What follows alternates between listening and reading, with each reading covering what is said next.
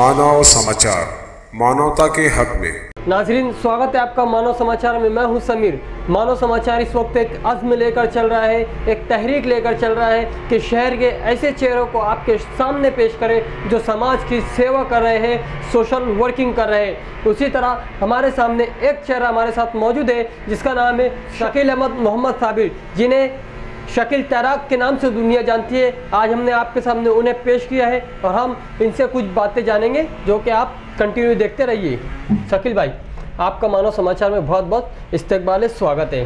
शकील भाई, आपका नाम शकील तैराक कैसे पड़ा? शकील तैराक तो मेरा नाम जब से मैं फायर ब्रिगेड में सर्विस पे लगा जी, और पूरे शहर भर में, ज़िले भर में डूबने के हादसा शुरू हुए, उन्हें निकालने में अल्लाह ने मुझे इतना माहिर कर दिया कि जहाँ मैं जाता 95% काम अल्लाह ने किया ही वापस नहीं आता। तो हमारे शहर ने, ये मेरा मानना है कि हमारे शहर ने शकील तैराक नाम दिया मुझे। अच्छा, शहर ने ये नाम दिया शकील तैराक आपके फ़न के एतबार से, फ़न के मुताबिक। शकील भाई, हम ये जानना चाहेंगे आपने ये तैराकी का फ़न कैसे सीखा? तैराकी का फ़न असल में मेरे वालिद जी, जो खुद भी एक बेहतरीन तैराक थे, मालेगांव फायर ब्रिगेड में एक मुलाजिम थे, फायरमैन थे। हाँ। वो 20 साल सर्विस करते हुए ऑन ड्यूटी उनका इंतकाल हुआ था। उनके इंतकाल के बाद अनुकंपा हक में मेरी नौकरी वहाँ लगी फायर ब्रिगेड में। और मेरे वालिद जब नौकरी पे थे ना, तो मुझे हमेशा साथ में ले जाया करते थे और बताते थे कि कोई डूबा तो ऐसा करना चाहिए, ऐसा सर्च करना, ये वो। मतलब मैं उनके साथ कई बार गया ड्यूटी पे, उनके साथ कहीं हादसा होता था इधर देहातों में, खेड़े पहाड़ों पे और अपने शहर में, तो मुझे बताते थे ऐसे नहीं, ऐसे लाश निकालना चाहिए।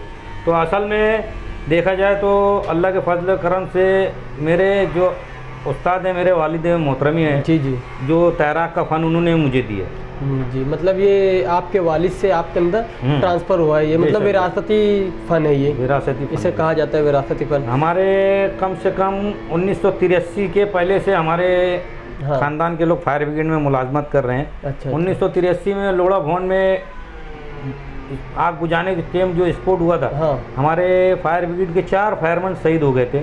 उसमें मेरे चचा मोहम्मद जाबिर मोहम्मद सिद्दीक वहाँ शहीद हुए थे।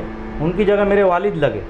मेरे वालिद 20 साल ड्यूटी करके ऑन ड्यूटी अटैक आया, फिर उनकी जगह मैं लगा। मतलब 83 के पहले से सिलसिला हमारा फायर ब्रिगेड में खिदमत को अंजाम दे रहा है आपका ख़ानदान, आपके मतलब पुरानी नस्लों से। जैसा कि नाज़रीन, एक बात हम आपको बता दें कि तैराकी एक ऐसा फ़न है जो कि एक वर्जिश भी है, जो कि हर किसी को आना चाहिए, लेकिन इसका मतलब ये नहीं है कि कहीं भी जाकर कूद जाए। तो हम शकील भाई से ये जानना चाहेंगे, अब तक आपने कितनी लाशें निकाली? मैंने अब तक अल्लाह के फजल करम से 17 साल की फायर ब्रिगेड की सर्विस में मैं नासिक ज़िला ही नहीं, इतर कई ज़िलों में जाके मैंने काम किया। पूरे शहर में, पूरे ज़िले में, कई 8-10 ज़िलों में, कई डेमों में, और नदी से लेके समुंदर तक अल्लाह ने काम लिया मुझसे।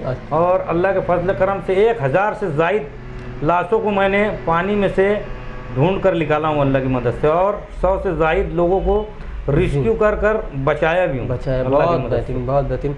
नाज़रीन, हम आपको बता दें कि शकील तैराक एक ऐसा नाम है, एक ऐसा चेहरा है जो कहीं नहीं डरता है। चाहे कुआं हो, चाहे बावली हो, चाहे समुंदर हो, चाहे तालाब हो, चाहे दरिया हो, जहाँ भी मौका मिलता है, जिस जगह भी इन्हें याद किया जाता है, ये फ़ौरन पहुँच जाते हैं और वहाँ पर ज़िंदा लोगों को बचाने की कोशिश करते हैं, वरना लाश बाहर निकालने में ये कामयाब रहते हैं। शकील भाई, हम आपसे ये जानना चाहेंगे, एक लाश निकालने में आपको कम से कम और ज़्यादा से ज़्यादा कितना वक्त लगता है?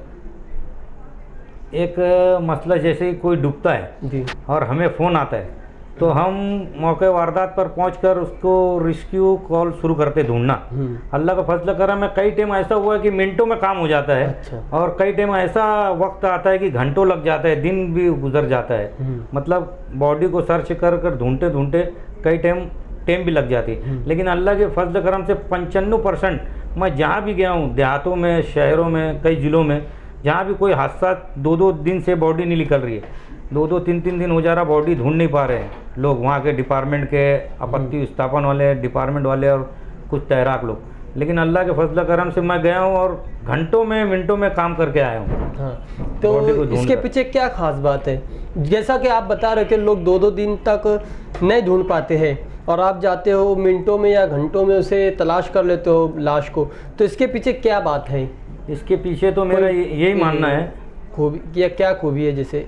इसके पीछे तो मेरा यही मानना है जो हमारे शहर की माँ बहनें, इनकी दुआओं का असर है। जी, मेरी माँ का और हमारे शहर की माँ बहनों की दुआओं का असर है जो मैं इस काम में जल्द से जल्द कामयाब हो जाता हूँ। मतलब ये कोई एक्स्ट्रा सलाहियत नहीं है जो बेशक अल्लाह की मदद के सिवा कोई मतलब जो कोशिश वो करते हैं वही कोशिश आप भी करते हो, बस इतना है कि आपके पीछे दुआओं का सहारा है और अल्लाह की मदद है, अल्लाह की मदद। और जो दूसरे लोग ढूंढते हैं वो जो डीप रहता है, कोई भी चीज़ अपन अगर पानी में फेंकेंगे, बॉडी अगर इंसान डूबा है तो वो तय में जाएगा, बीच में नहीं रहेगा। 30 फीट 40 फीट 50 फीट इतने तय में दूसरे तैराक क्या अच्छे अच्छे लोग नीचे तक नहीं जाते। और अल्लाह ने मुझे ऐसा हुनर दिया है अल्लाह के फजल करम से कि मैं 30-30 40-40 फीट नीचे जाकर मेरे स्टैमिने के टाइम पर ढूंढकर डेड बॉडी अल्लाह के फजल करम से कई बार लाया हूँ, हज़ारों बार। जी, हम आपसे ये जानना चाहेंगे कि एक मरतबा जब पानी में आप अंदर जाते हो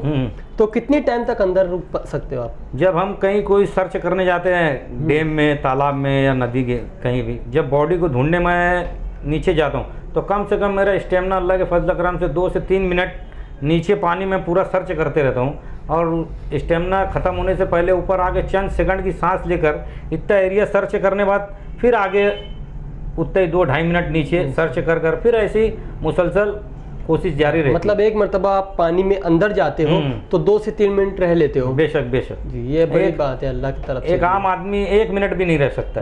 ये अल्लाह की मदद है जो मैं इतनी स्टैमिने से काम कर लेता हूँ। जी, शकील भाई हम आपसे ये जानना चाहेंगे कि आपने कई लाशें निकाली है, कई लोगों को रेस्क्यू करके ज़िंदा बचाया है, बेशक। कोई ऐसा हादसा आपको याद है जो कभी ना भूल पाओगे आप?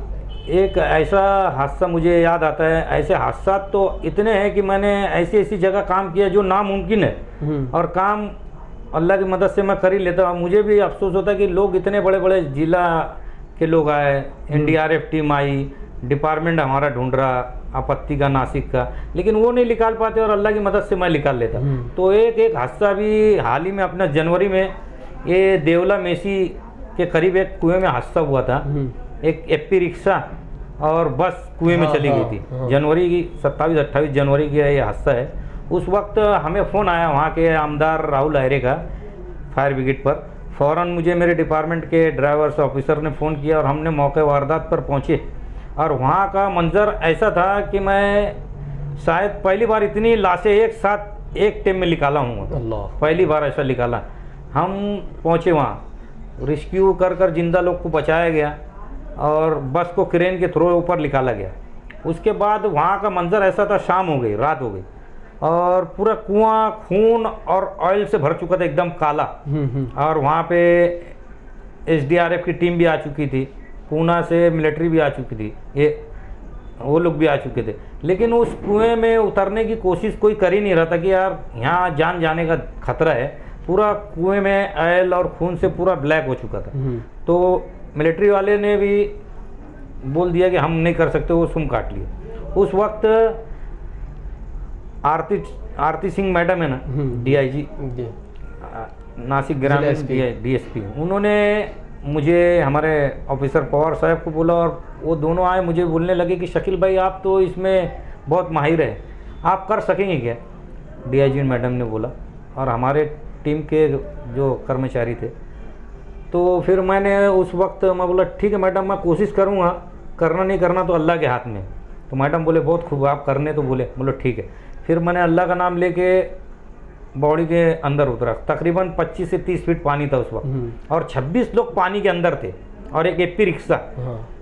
फिर मैंने रेस्क्यू शुरू किया ढूंढना। पहले अल्लाह की मदद से नीचे गया तो एपी रिक्शा मुझे मिली। फिर मैंने ऊपर से रस्सी फेंकने बोला, रस्सी लेकर नीचे मेरे स्टेमिने में जाकर एपी रिक्शा को बांधा। फिर वो रस्सी क्रेन में बांध कर ऊपर खींचे हमने, तो उसमें से एक बॉडी सिर्फ दिखी, वो भी पानी में गिर गई।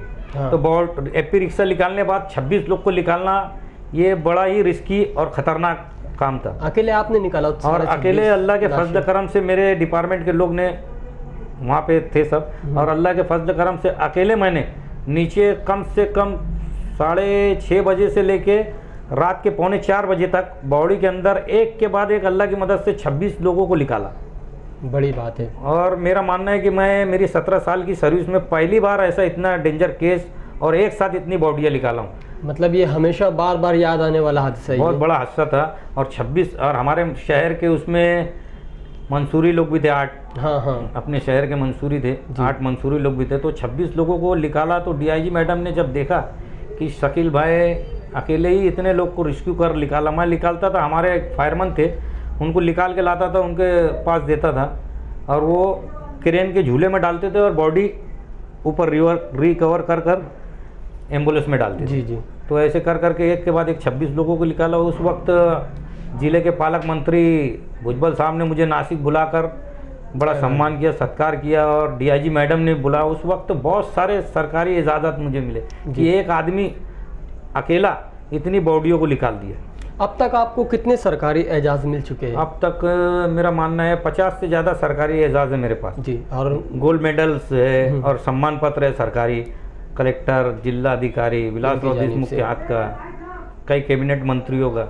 उसके अलावा गैर सरकारी जैसे किसी सोशल अदारों उनकी जानिब से भी मिला सोशल होगा? अदारों का तो अल्लाह का एहसान है, हमारे शहर के सोशल अदारों को 100 से ज़्यादा जायद ट्रॉफियाँ मुझे बुला कर मिल दी चुकी गई। है। बहुत खूब, बहुत खूब। बहुत बड़ी बात है ये शकील तैराक है जो हमें तफसील में बातें बता रहे हैं। हम हमारे फ़ायदे के लिए एक और बात लेना चाहेंगे। शकील भाई, खुदा ना खास्ता अगर हमारे साथ ये हादसा हो जाता है कहीं पानी में डूबने का, तो उस वक्त हमें क्या करना चाहिए? सबसे पहली बात तो अगर जिस इंसान को तैराकी आती नहीं और उसके साथ हादसा हो गया तो फिर बहुत मुश्किल है कि वो बच पाएगा, क्योंकि उसे तैरना ही नहीं आता तो बहुत मुश्किल है बच पाएगा।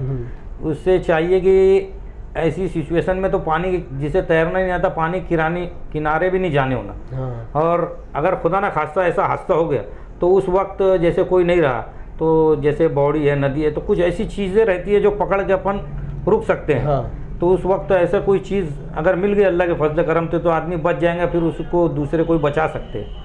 लेकिन नहीं तैरने वाला अगर पानी में गिर गया तो बहुत मुश्किल है कि वो बच पाएंगे। तो ऐसे मौके पर कोई चीज़ को पकड़ लेना चाहिए या फिर कोई ऐसी जगह पानी में गिरते वक्त तो फ़ौरन अपने दिमाग चलाकर फ़ौरन कोई चीज़ है तो उसे पकड़ लेना चाहिए कि अपन उसमें पकड़ के रुके रहे। और अक्सर ऐसा होता है पानी में गिरने बाद इंसान घबराहट में डूबता है ना, जब वो बुचकी खाने लगता है उसमें ही ज़्यादा घबराहट में घबरा जाता है इंसान। तो ठीक है, जैसा कि नाज़रीन आपने देखा हमारे साथ मौजूद थे शकील तैराक, जिन्होंने हमें काफ़ी तफसील में बातें बताई और इसी के साथ साथ एक अहम पैगाम ये दिया है कि जिसे पानी में तैरना नहीं आता है वो पानी में क्या, पानी के किनारे भी ना जाए। इसी तरह हम आपकी खिदमत में आवामी बेदारी वाली खबरें पेश करते रहेंगे और इसी तरह हम नए चेहरों को आपके सामने पेश करते रहेंगे जो सोशल वर्किंग कर रहे, कौम की खिदमत कर रहे। आप देखते रहिए मानव समाचार। मैं समीर, कैमरामैन अरबाज के साथ।